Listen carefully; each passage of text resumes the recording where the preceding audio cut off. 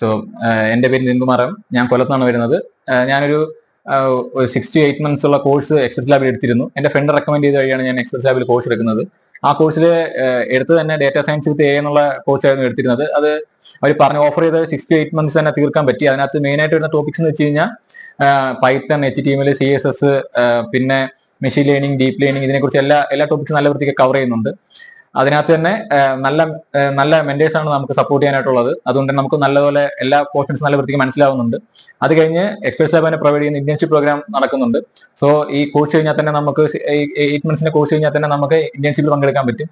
അങ്ങനെ പങ്കെടുത്തു കഴിഞ്ഞാൽ നമുക്ക് ഇതുവരെ പഠിച്ച തിയററ്റിക്കൽ നോളജ് നമുക്ക് പോലെ പ്രാക്ടിക്കലി അപ്ലൈ ചെയ്തിട്ട് നമുക്ക് ആ നോളജ് ഒന്ന് ഇംപ്രൂവ് ചെയ്യാൻ പറ്റിയ ഏറ്റവും നല്ല അവസരമാണ് ഇന്റേൺഷിപ്പ് പ്രോഗ്രാം തരുന്നത്. സോ അതിനകത്ത് നമുക്ക് ഇന്റേൺഷിപ്പ് പ്രോഗ്രാമിൽ തന്നെ നമുക്ക് ആദ്യം കുറച്ച് ടാസ്ക് കിട്ടും. ആ ടാസ്ക് കംപ്ലീറ്റ് ചെയ്തതിനു ശേഷം നമ്മൾ എലിജിബിൾ ആണ് എന്നുണ്ടെങ്കിൽ നമുക്ക് ലൈവ് പ്രൊജക്റ്റിൽ വർക്ക് ചെയ്യാം. അങ്ങനെ ലൈവ് പ്രൊജക്റ്റിൽ വർക്ക് ചെയ്ത് കഴിഞ്ഞ് കഴിഞ്ഞാൽ നമുക്ക് പേയ്മെന്റ് കാണും. അങ്ങനെ എനിക്ക് കിട്ടിയത് യൂസർ റെക്കമെൻഡേഷൻ യൂസിങ് എന്നുള്ള പ്രോജക്റ്റ് ആയിരുന്നു. സോ അതിൽ എനിക്ക് നല്ലപോലെ വർക്ക് ചെയ്യാൻ പറ്റി. അതിനുശേഷം ആ പ്രോജക്റ്റ് സക്സസ് ആയിരുന്നു. ഞാൻ മാനേജറുമായി ഡിസ്കസ് ചെയ്തു. അങ്ങനെ ഒരു പേയ്മെന്റ് റിലീസായി. അങ്ങനെ റിലീസായതിനു ശേഷം എൻ്റെ റെസ്യൂമിൽ ഞാൻ ഈ ചെയ്ത പ്രോജക്റ്റുകൾ വെച്ചിട്ട് അപ്ലോഡ് ചെയ്തു. അത് ഇവിടുത്തെ എക്സ്പെർട്സ്ലാബിലെ നമ്മുടെ പ്ലേസ്മെന്റ് സ്റ്റാഫ് നല്ല വൃത്തിക്ക് സപ്പോർട്ട് ചെയ്യുന്നുണ്ട്.